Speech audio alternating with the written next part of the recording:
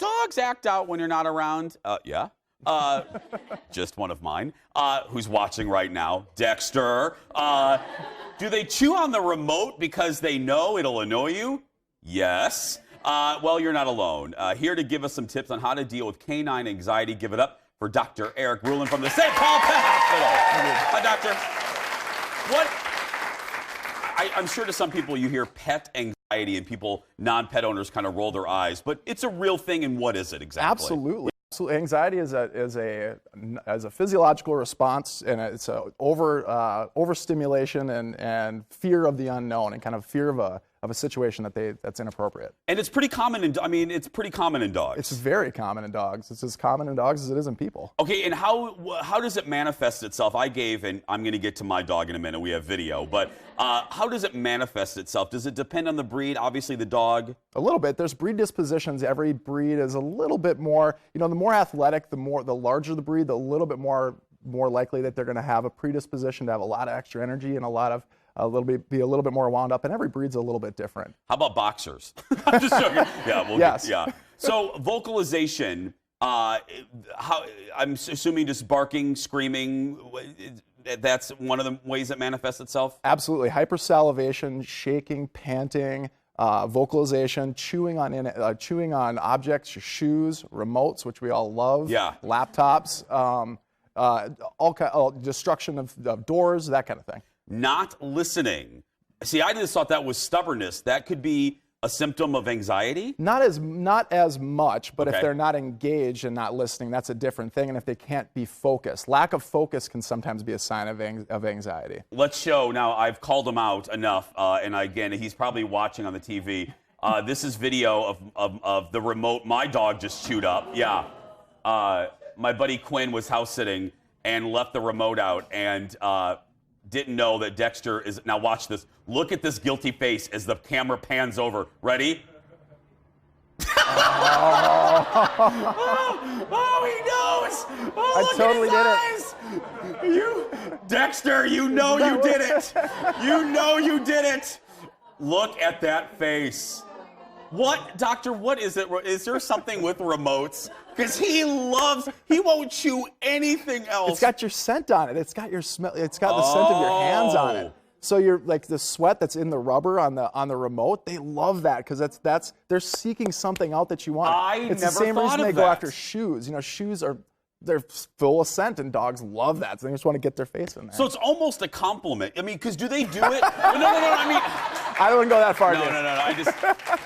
What I mean by that is, I always say our theory is that Dexter does it because he's mad we left him. Is that possible? He's not mad. He's seeking out things that smell like you. He's seeking out items that smell like you, and he's that anxiety, and that's how he's manifesting. He's got all this nervous energy, and and he's probably orally fixated too. When they're destroying things or picking up things and chewing on them, he has an oral fixation, and he's probably anxious that you're not there. So what's a good solution? Is it a good old-fashioned chew toy, or what would you recommend? Yeah. So the base, a lot of the separation anxiety issues that I deal with have been, and Dexter's, how old is Dexter now? He's 6. He just turned 6. A lot of the separation anxiety I start to see in dogs starts to manifest around 3 or 4 years of age. That's when it started. And that's when it starts, because he gets conditionalized to you walking out the door every day. You grab your keys, you put your shoes on, and he starts watching you like, what's Dad's doing? What's Jason doing here? Yeah. And then he knows you're going to leave him. And so that ramps it up a little bit. And so he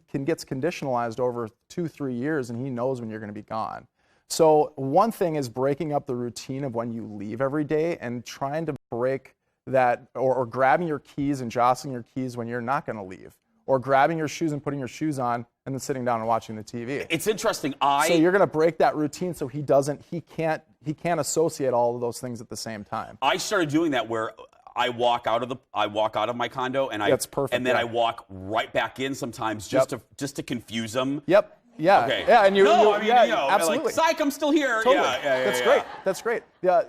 And another thing with anxiety, and as somebody who suffers from anxiety, it's very common in people, but the basis of this is getting them more activity. So I always ask my clients when they were talking about anxiety issues, what is your dog's workout schedule like? Because if you're not getting them to the point of pure exhaustion, I'm not talking about a walk every day. I mean, we're talking about animals that are born and bred to run literally all day long. Yeah. So if they're not going out and you're not knocking the sugar off of them, that's what I always tell my clients. Yeah, I like 30 to 45 minutes a day. If you're not doing, or 3 times a week You're at least. You're going to be buying a lot of remotes. Yeah. They've got all this energy built up. If he's dog tired and he's going to lay down and sleep, he can't really be that anxious if he's so exhausted. I got to tell you, I have learned, this was like an education right here. Now, we're not done. The doctor's sticking around. A lot of you, we got like 100 comments in about 20 seconds. So we have a lot of questions. The doctor is sticking around, and he'll be answering your pet questions when we return. Back after this. That is crazy.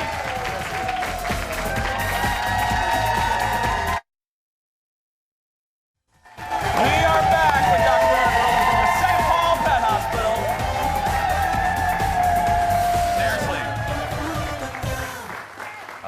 Seriously. We gave you a compliment off camera, and I'll say it on camera.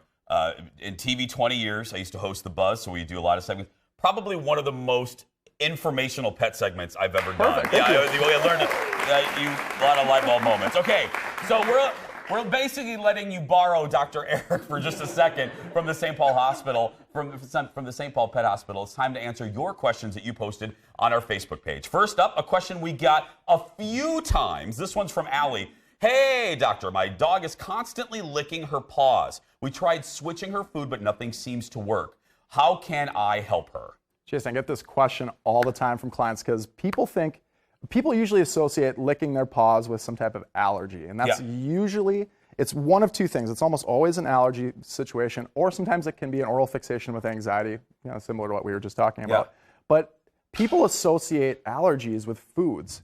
And I never understand this because statistically and what we know from allergies, of all the dogs I have in my practice, less than 3% of those dogs are going to have an allergy to their food. So of all the dogs I have in my practice, we're talking about a very small percentage. But everybody comes in and say, well, I switched my dog to a grain-free diet or whatever. That just is so statistically inaccurate. So usually, if they're licking their paws, a lot of times and it's an allergy, it's an environmental allergy. It's tree pollen, it's grass pollen, house dust mites, the things that are, It's like Kendall Girl. It's like Kendall, yeah. So washing their feet helps more commonly, getting those allergens off there. Because right now the grass is wet. You go outside in the morning, grass is wet, all the pollen sticks to their pads, and then they start licking. And then what happens when they lick their paws, they change the pH of the skin, and then all of a sudden yeast starts growing in there, and it's all a manifestation of allergy. I can't do better than this. I can't. Yeah. Next up, Gretchen. This is great. Gretchen says, my cat loves to chew cardboard. As far as I can tell, she doesn't actually eat it. What's up, Gretchen writes. Okay. Have fun with this one, doctor. Gretchen, you got a weird cat. Yeah. Next question. I don't know. What? It's probably an oral fixation thing. It's a textural thing. And I don't have a good reason. We're sorry, Gretchen. You have an interesting cat. It's normal. Probably oral fixation. Next, Shells posted this. Ever since I found out I was pregnant, my cats are obsessed with sitting on me. Doctor, can they tell I'm pregnant? Absolutely. Yes! Absolutely. Oh, really? Absolutely. Yeah. But cats are selfish. They're probably laying on top of her. I mean, we'll be honest. He said it. Don't email me, cat people. They're laying on your stomach because you're warm and there's more vasodilation in that area. Like I said, cats are still selfish at the end of the day. Yeah. Again, email him. I love cats. We all love cats here. Yeah. He's a vet. He loves cats. Next, Rebecca asks, do you recommend using raised bowls for food and water for pets? Good question. That's a great question. I don't see any indication unless I have a congenital condition like megaesophagus or something else, or I'm dealing with a patient that has dental disease or something that we, there's not really that many reasons that we need to do that. But it's a trend now. I see them everywhere. And I'm like... I think the trend behind that is if you can get food, so I think it's a big thing with pets like mice. If you can get food bowls off the ground and a mouse can't get up, and if you're leaving food around all the time, it's probably just more hygienic and clean. But there's really no reason, there's no anatomical reason to do that. There are some patients that I do, but no. A question from Janie. Hey, Janie, my lab started eating grass. I've heard this could mean that they are not feeling well, that they're sick. Should I be concerned? Not at all. No. Is that an old wives' tale? Because I used to hear that. I hear that all the time. People come in and they say, my dog's eating grass. What's wrong? And I laugh and I'm like, your dog's totally normal. Okay, there we yeah, go. Totally normal. Dogs are supposed to eat Dogs grass. they're omnivorous. Their GI tract is a lot like ours. So Okay. there's vitamins, minerals, and all the good stuff that's in there. Finally, Gloria Ann says, my Westie Samoyed mix, that's a mix right there, wants me to constantly pet him or he barks at me. Is this something I can break him of? He has trained you really well. I was, yes! You can just ignore him when he does that. So there's a couple things. You're giving him physical praise every time you're touching his face, and it's you're doing what he wants you to do. So you can either ignore it. The nuclear option in something like that would be to literally going. I would ask her, or I'd ask anybody if there's a behavior they're trying to train. Is that ever appropriate? Is it ever appropriate for your dog to run up and bark at you? And you'd have to think, is that okay or not? And if it's never okay, then I would maybe move to something like maybe a bark collar or something that when there's a stimulus and it's immediate and it's quick and it's a quick correction for that behavior. But if it's something that maybe it is favorable, maybe she does want, maybe you do. So then I would go I'd say more of the ignoring part. But yeah, like I said, we've trained you pretty well apparently. At least he's not eating cardboard. Yeah, exactly. You know what I mean? Give it up for Dr. Eric Ruhland, everybody. Thank you. For information, everybody, head to stpaulpet.com right there. We'll be posting this a little bit later on Facebook.